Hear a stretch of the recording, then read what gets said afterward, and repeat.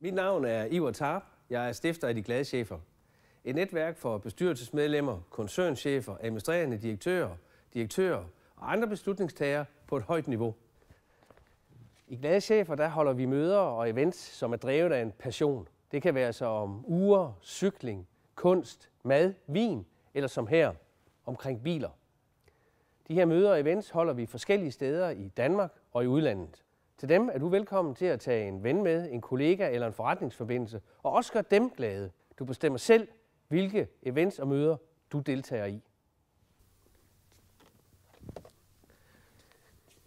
I Glade Chefer udgiver vi bøger. I 2011 udgav vi Glade Chefer. Tak, Pia. Og i 2012 udgav vi Glade Chefer elsker mad.